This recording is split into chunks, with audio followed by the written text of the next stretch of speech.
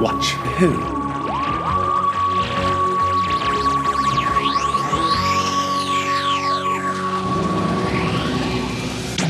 Hello and welcome to To Watch Who, a Doctor Who podcast. I'm Mark and welcome to a new season.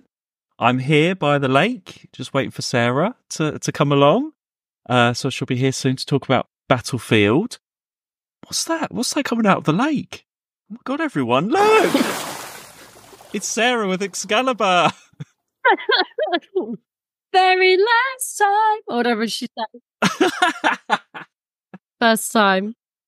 Last time. Last time. I think you're like, last time. This is the last season, isn't it? I wasn't sure what you knew. I knew it was coming up to the last season. And I think I knew there were 26. I think I've mentioned that before, but I didn't want to precisely say just in case you didn't know, because it would be a nice surprise. There we are. It is. I apologise, everyone. I've got a very annoying cough. So apologies if you hear that in the background. Oh, he's just come out the lake. Oh, it's been a little while actually since we recorded, I think. Yeah, it has actually. Well, I've been away for a week with 113-year-olds. So I'm absolutely knackered today. And that's why I'm ill. And then, like, we're both busy. Well, mainly me, probably busy the week before that. So, yeah, it's been like 2 weeks. I don't think much has happened in terms of updates. Although I think, I messaged you, didn't I? I think everyone would want to know this. Neighbours Guy might be back. Yeah, you did tell me this. So I have had a message. It's not the same. It's a different name, but just the tone of the message seems like it actually is Neighbours Guy. Because it says, "Hey Mark, I hope you're well. I got a whole load of Neighbours on VHS, BBC One, and very early episodes in stereo." I mean, it sounds exactly like Neighbours Guy, unless you are a listener that is also another new Neighbours Guy. I don't know. I think it is. I've not replied, but I think it is. He's back. Absolutely nuts. Wild. So it's still trying to get those VHS out there. Oh no, actually, he's offering me VHS this time. He's not asking. He's saying, do I want them? So maybe it's a new person. Are you a new person that just happens to know that? I don't know. Anyway. You put a picture up the other day of yourself, or someone, you were wearing your, I am stalked by Neighbours NHS. Neighbours NHS. I'm so tired. I apologise now. Neighbours VHS guy, you were wearing your t-shirt on it the other day, and I remember thinking, if he sees this, he must know. He must know. Maybe I'll just send him a picture of that, me wearing that t-shirt. Like, oh, you're famous. Everyone knows Neighbours Guy. Everyone knows Neighbours Guy. And if you're a new listener, go back. It starts at the Space Pirates. Oh my God. It's been going that long. Anyway, well, let's start talking about today's story, because it's one of my favourites. I'm going to say that right now. Is it? It's so much fun. And it's one of those early ones that I watched. So it was repeated in the 90s. So I first watched it in April 1993. So it's because of that, probably, that I remember watching it. It was on once a week. I watched it in that way on TV. And I also remember, just while we're getting into this, it's childhood memory time. I remember being in infant school, and this is not Ross. I was friends with Ross and Luke and Tom and all of that lot, but I have a memory of talking to someone in my class called Joe, and I might bleep out his surname, because in case people like try and track him down or something. I was going to say his name might change, but he's a boy, so it probably hasn't. It's not like... no, he's not. I've just looked him up on Facebook. And he's a year below me. Mm-hmm. And I remember he was watching, like, we were both talking about this when it was on. And I don't know where anyone else was. Just one sec. Sorry, I could hear the cat scratching somewhere, and I thought it was the carpet, but it's a thing. So okay. And I have, like, a memory of, like, hanging around in the playground. This is, like, infant school, by the way. He was a year below me. And then I went over to the primary school.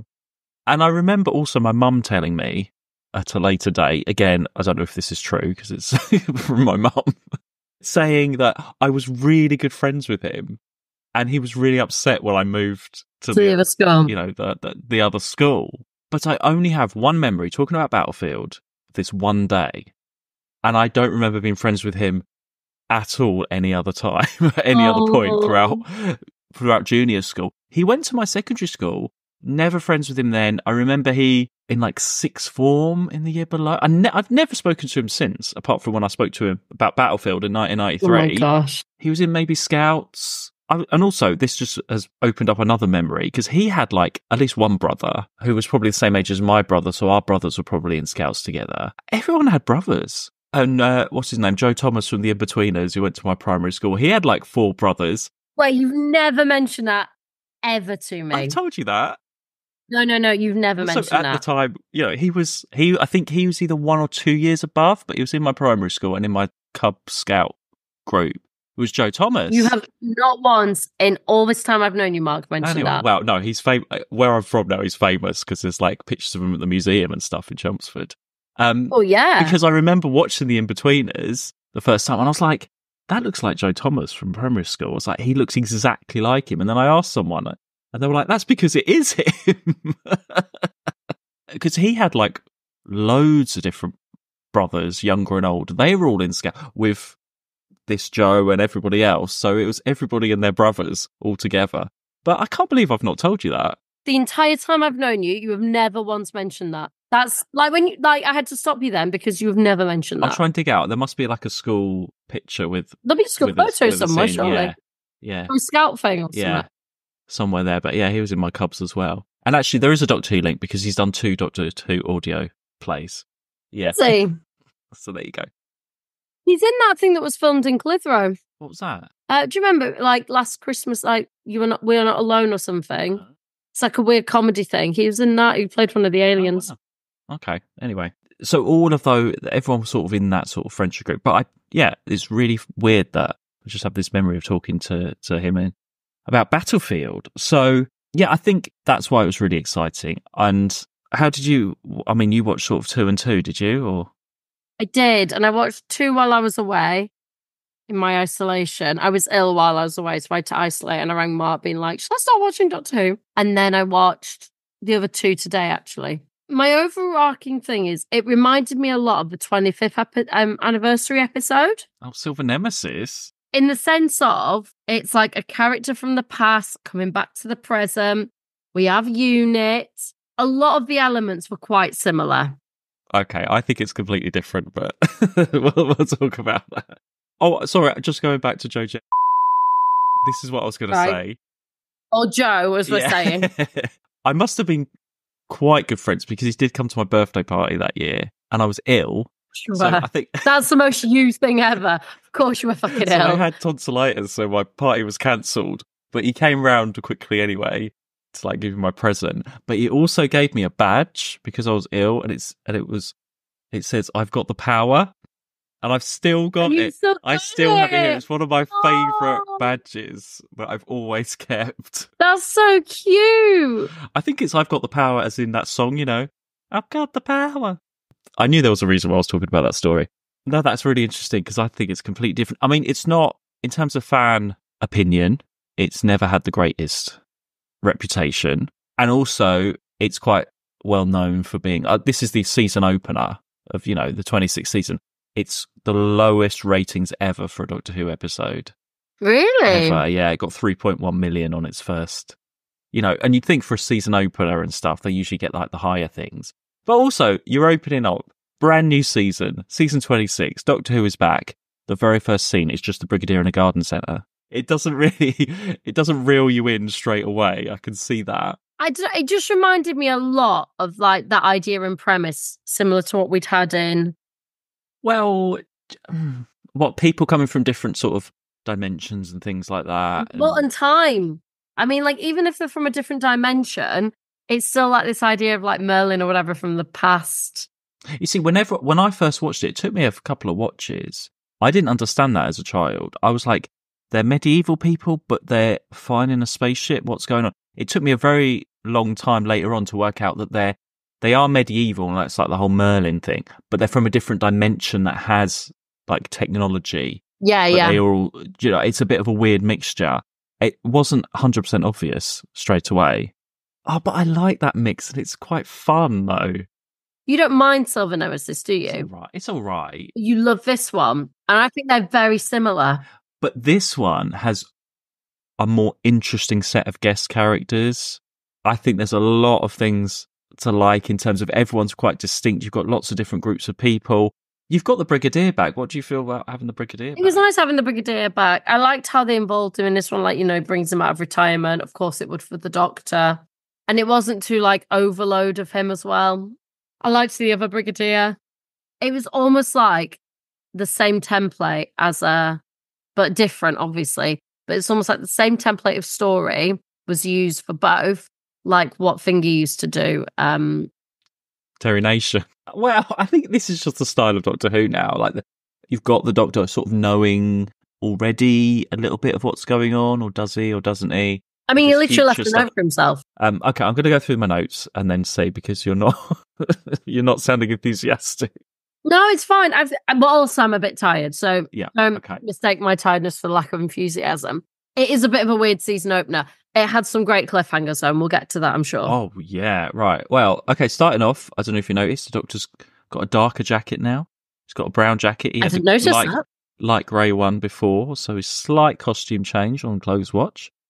Yeah, I've said about the opening the Garden Centre. I mean, it's great to have the Brigadier back, but if you're expected to know who the Brigadier is, if you've never watched Doctor Who before, it's a man in a garden centre. It's not the most dynamic exciting start. Yeah. It's a bit sort of Rosemary and Thyme. I've put, it feels like that's going to happen. Time. Although the Brigadier, okay, he's got an amazing house. He's made a lot of money. Well, you would in his position. He was in charge of like a secret agency. Yeah, he's earned his money there, and he's buying those trees that you buy in Garden. They're quite expensive. If you want a proper big tree like he's carrying, that's at least £50. Oh yeah. Like, I'm always surprised when I go to garden centres. I'm like, oh, I want to buy all this. And then I look at the price. I'm like, do I want to spend that much money? Because it's probably going to die quite soon if I buy like a big tree like that. Do you know, there's only certain times you're supposed to plant trees.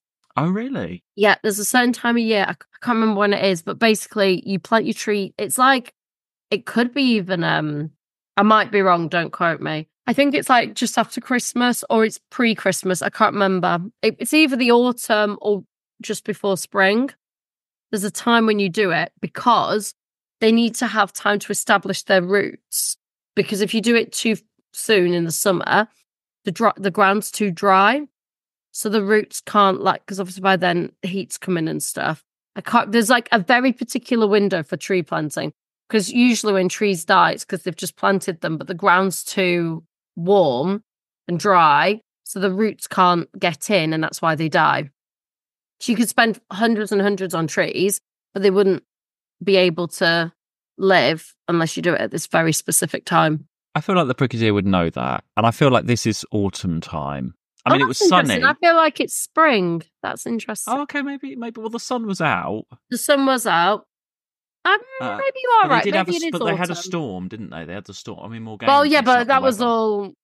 The weather was unpredictable, shall we say. That was her plan. Maybe she was like, the Brigadier's trees are not going to I know, she just didn't want his trees to live. What is wrong with me? I apologise, everyone. Sorry. And then we have a TARDIS scene, which is quite nice, that we don't usually have. Dark TARDIS scene.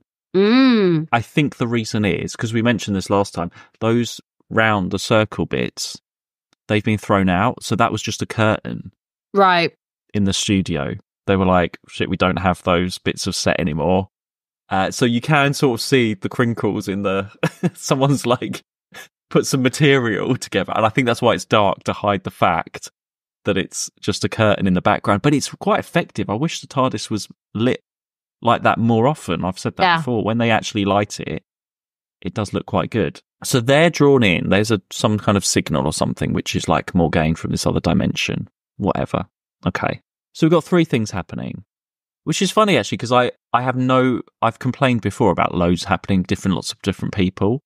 But for this one, I find it really easy. You basically got the dig and all, the archaeologists and stuff. You've got UNIT down by the lake, and then you've got the alien-y people crashing to Earth as well. So you've got all those three things coming.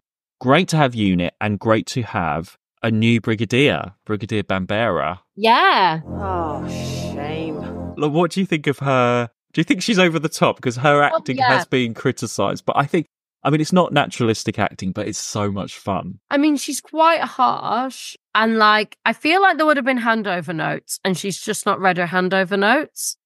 I feel like all of the previous, because we haven't had Unit for so long. I mean, we haven't actually proper had Unit since like the fourth Doctor, like Tom Baker. Also, this is set a little bit in the future because they say about like there's like references. People have like car phones and stuff. I don't think that was invented then. It's like it's supposed to be like the 90s, but this is like late 80s. I feel like Unit hasn't had any of this Doctor stuff for all this time, and it's just sort of forgotten about. It's so further in the future that it's like a bit of a myth and it's not relevant to what's going on. So that's why she's a bit like, what's happening? But she could have easily been Dickhead Brigadier, and she is a bit harsh at the beginning, but she quickly becomes part of the team and accepts it and gets on with the Doctor. You don't want all of that, like, who are you, lock them up, all that kind of stuff. We avoid all of that, obviously, because...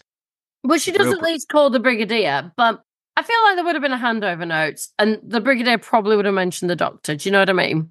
But if it's all, like, top secret, they might not, I don't know. He probably would have... I mean, like, they kept his bloody car in mothball storage. Like, he would have come up. Why are we making gold bullets? Oh, because when the Doctor was last here. They literally exist for this exact reason. Maybe she's like a different part of Unit that's like the convoy, whatever they're doing down. I've never really understood actually why they're down at the lake with a nuclear weapon or whatever. I'm not really sure about that. Yeah, the Brigadier obviously gets the call.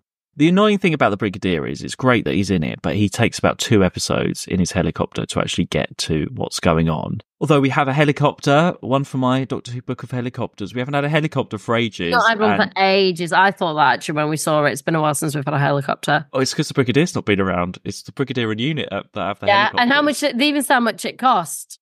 He said like 5 million or something. Yeah. I don't exactly know how much helicopters cost, but I'm not sure if it's 5 million. I really like all the stuff in the hotel. I love Ace and Shoyo when they meet, and she just gets straight. She's like, just joins as a companion basically straight away. She just happens to. She's great. I liked her with Ace actually. You know, I get the urge to bung half a kilo of TNT down the hole and bring it all up in one go. Now you're talking. They are absolutely brilliant. The way that they're chatting, just like, you know, just meet them at the bar, you know, and she just goes along with it. And they just, it's great when Ace has someone like that to talk to. I think she's really, really good fun. Because then Ace can go off and, you know, have that chat and do that stuff. The Doctor pays with a £5 piece because that's, you know, it's supposed to be the future. And I think they mentioned the King or something. Oh, interesting. The King, they're trying to, you know. Trying to preempt the Queen's death. Yeah. And £5 pieces are a thing. Because I remember when I worked at the Co-op, I don't know if this is like completely stupid. Someone tried to pay. You know, you get those commemorative presentation. Yeah, I remember. I think I've got one at home. I got it around the year 2000.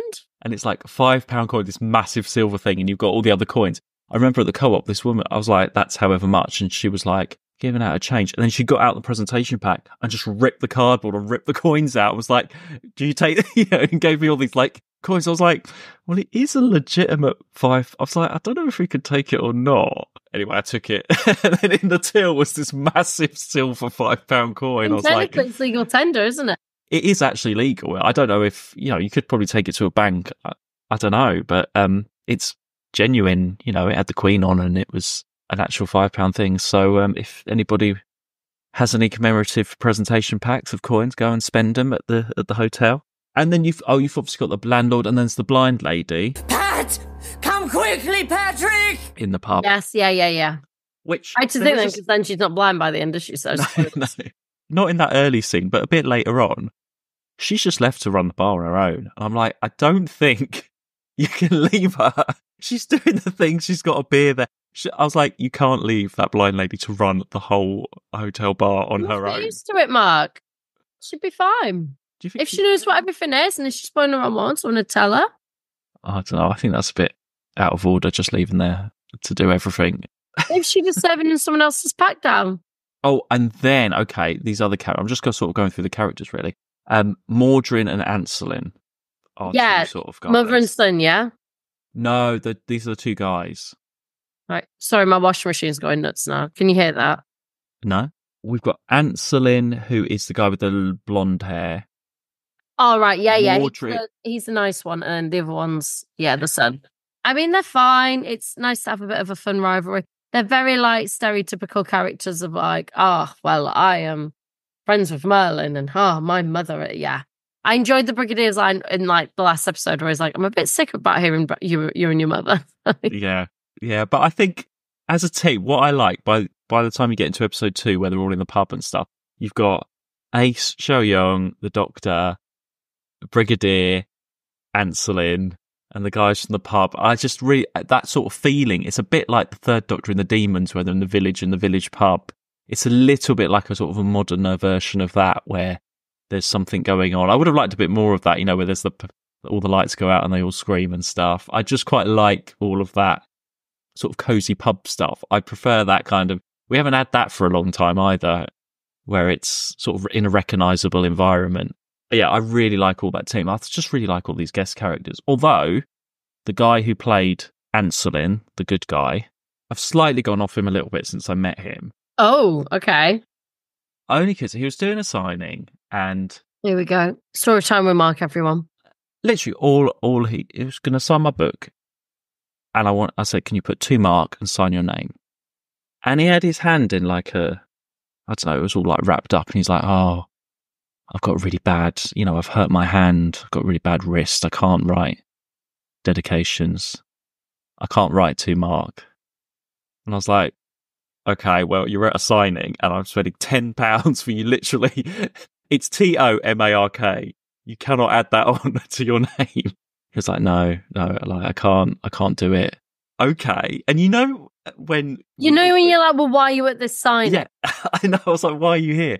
And there's always someone sitting next to them, like taking the money and all that kind of stuff. So he asked that person to write to Mark for him. And I was like, well, I don't want this random person to write to Mark. I'm going to send you the picture of what it looks like in my book. I was like, I'd rather, you didn't, okay, fine. If you're not going to do it, don't do it. But don't get some other random person. So look at the text. You can see it's somebody else has written it. And his terrible handwriting of signing the thing. I was like, I've just paid a lot of money for that. And I've got some random... It's literally a couple of extra letters. And you are here for hours signing and being paid probably a lot of money to do this. I was so annoyed with signing if you can't sign. Yeah. If you can't do your signature, you can't sign. That is literally what your job is that day. If it's so painful, why yeah, exactly. So I was a bit annoyed with him there. But still, I mean, he's really good in this. He's a fun character. And I think, I don't know, what do you think of new couple of the season, the Brigadier and Anselin? The second Brigadier. Sorry, I was like, I had a moment. I was like, what? I mean, I thought the other couple was going to be what's his name and the woman in the pub. And then his mum came and murdered her. So who? I've forgotten her name. She flies in with first Brigadier in the helicopter. Oh, the lady, yeah, the unit lady, yeah. Yeah, and then what's his name has a bit of a flirt with her. Oh, Mordred. Oh, yeah. But yeah, he kills her. And he kills her. No, I think Winifred and Anselin, he says at the end, are thou betrothed? I don't know, they're sort of flirting throughout the whole thing. But I think that's what I like about, you've got all of this storyline, and this is what something like Silver Nemesis or whatever didn't have. You've got all those extra little character bits that you don't really need. No. But there's a lot of humour in it, as well as everyone taking it really seriously. I think it's just got that sort of fun balance of adventure and humour and characters. Even though, there's all serious and there's lots of sword fighting and stuff. And all the fights and stuff go on quite a little bit too much, I think. The only over-the-top bit, though, is... bad guy. We need nicknames for these. Good guy, bad guy, and mother. Okay. Yeah, fine. That works for me. I'm not going to remember their real names. Goodbye, guy, mother. Yeah. Yeah. So when bad guy is summoning the mother and he's laughing, and he's like ha ha ha ha, ha ha ha, and then it cuts to the pub, and then it cuts back, and he's still laughing. That should have had a bit of an edit. I think that is a bit over the top. The weird connection with his mother's a strange one. I'd rather it wasn't his mother. I'm guessing there's a reason for it. But I'm wishing it was more of he was like a servant or more like a follower. Well, it is the actual King Arthur legend. Yeah, that's what I mean. They are the actual ones. Because did you ever watch the BBC Merlin? Mm. No, okay. So they're all obviously that's when it's all those same characters, but this is obviously different dimension-y version. But no, it is following the actual legend of King Arthur. So yeah, it couldn't really be anyone else. But Morgaine, Mother, Yeah. is played by Jean Marsh, who played Sarah Kingdom, the non-companion Oh, really? back in the day. I wasn't sure if you'd recognise her because she's in loads of films and stuff. We talked about her when we talked about Sarah Kingdom. Yeah. I like Sarah Kingdom. Like the witch from Return to Oz and the witch in Willow. She always plays witches in films and stuff. But no, it's Sarah Kingdom is back. But she always plays these parts, like I say, so she knows how to play it. But you believe it, it's not pantomime. No. Oh, no, she's really good. I would not have guessed it was her. And I remember thinking she's really good. She plays it really believable. And she's really in it. It is really good. It's a really good, like, solid effort of a performance, I think, yeah. Because it's odd playing those sorts of characters when you've got to, like, point at some... Yeah, she's very involved in it. It is good. Okay, well, let's talk about the cliffhangers then. Let's see if you're more enthusiastic about them. It's not lack of enthusiasm. It's just time. Okay. Well, we'll promise. Okay, well, let's see. Cliffhangers. What was it you liked about the cliffhangers? The first one wasn't great from memory.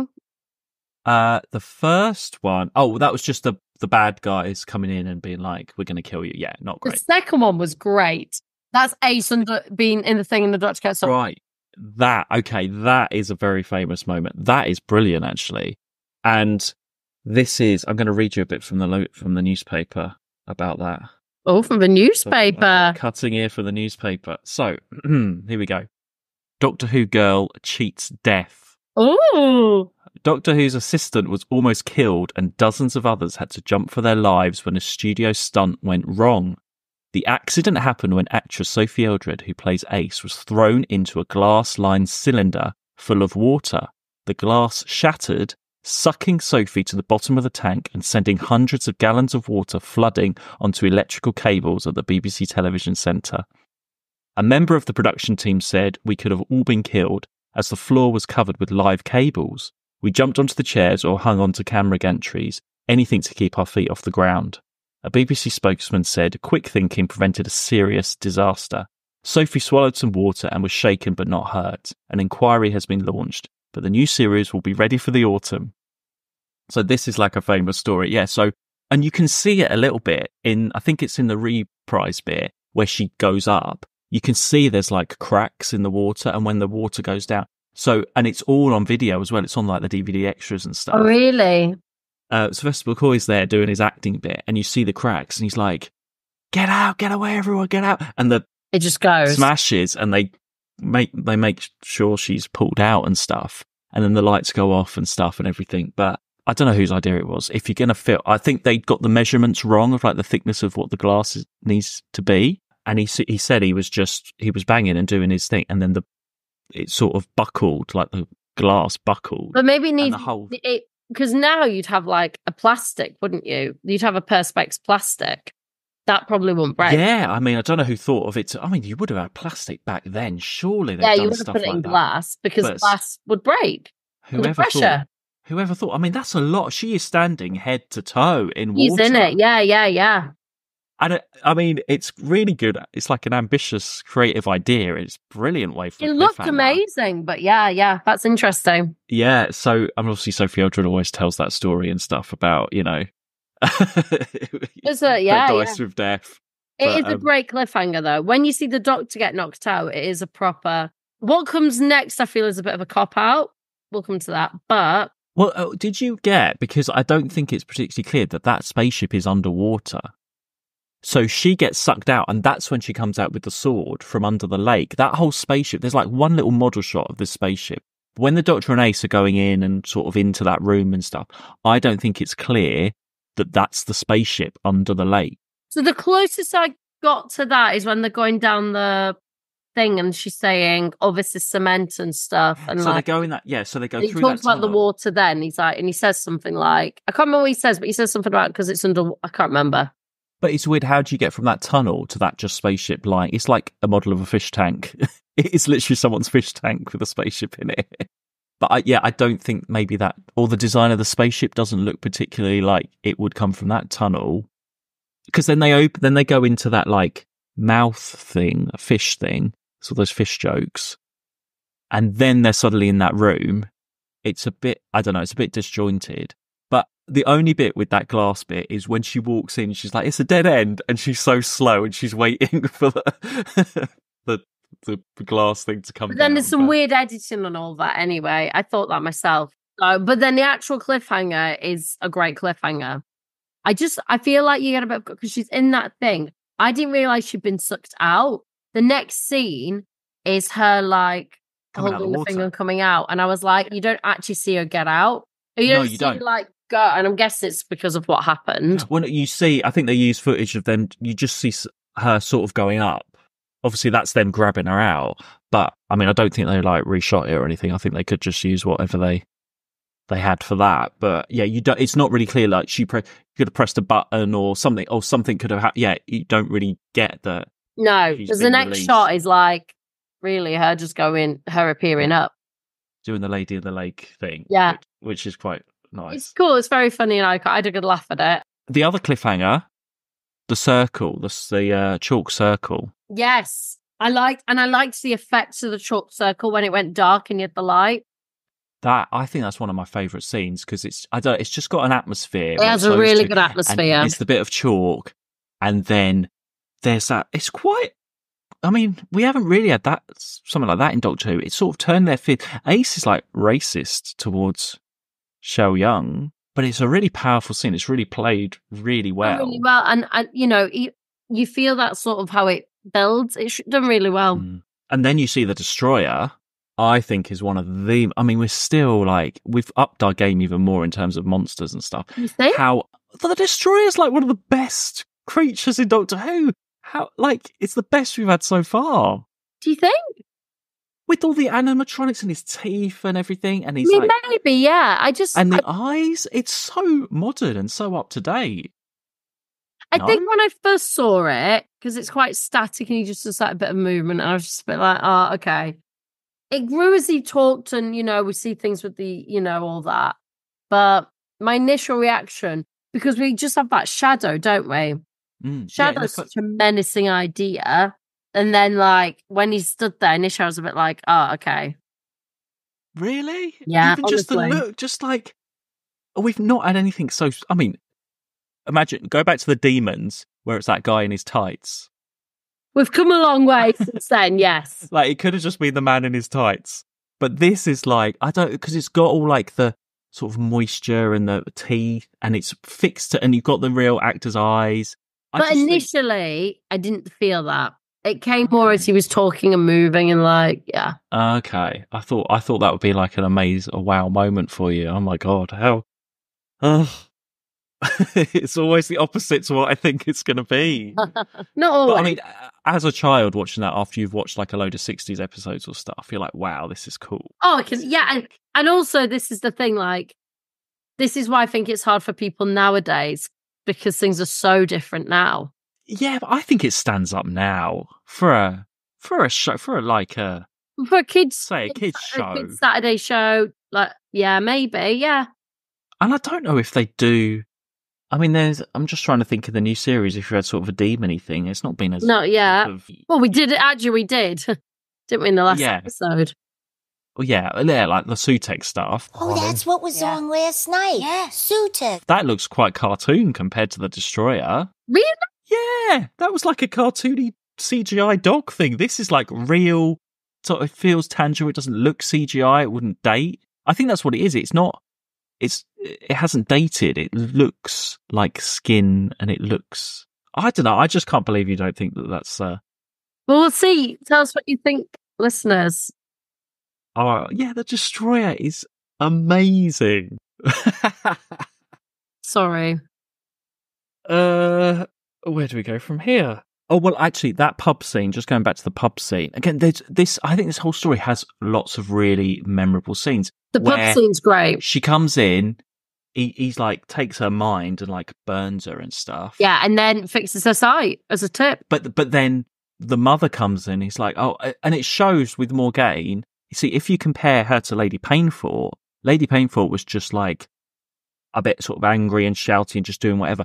Morgaine does have morals and does have, this is the way, you like see that with the fighting thing, don't you? When she's like, we've chosen a peaceful or whatever. When she sees the war memorial and stuff, yeah, there's like the respect there, and it's just they've just got these different customs and this different way of doing it where they think nothing of just like burning her to death, but in response, I can give you a sight. It's just quite, I don't know, not adult, but you know what I mean. I don't. You shouldn't always expect that in this Sylvester McCoy time. It has scenes like that where I don't think you would have that in a 5th or 6th Doctor story. You wouldn't have that time to sort of not contemplate, but just have a bit more to it in terms of what's happening, and that's what I really like. Amongst all the silly jokes and all the sword fighting and everything else, you've got those other moments. I think that's what stands out. And then we have Bessie. That was a surprise. That was such a surprise. I was not expecting to see Bessie, and also seeing Bessie felt so dated. Well, I mean, again, I think it's there for the fans, isn't it? But I mean, it doesn't fit into this story. It doesn't fit at all. It doesn't fit where we are. It doesn't fit where it's come from. It feels so dated. I love Ace's line where she's like, 0 to 60 in 20 minutes. And then Sho Young is like, that fast. And then I think the fire tracks are a little bit over the top. They didn't need to do that. No, but it's funny. But I think the whole Bessie thing just has a bit of needed humour. But Bessie looks so dated. It does stand out, doesn't it? I think it always stood out, even in the 70s, as a yellow car. It was like Chitty Chitty Bang Bang entered the room. Do you know what I mean? When they all go off for their girls now, I expect them going, oh, you, pretty Chitty Bang Bang, Bang Bang, we love you. Like, I just go to I love that ending. It's so much fun. We've got time in this story to have a fun ending like that. Where they're all having it. Oh, I love it. It's so good with Ace driving off. I don't know. They've all got their goggles on. Yeah. No, it's fun.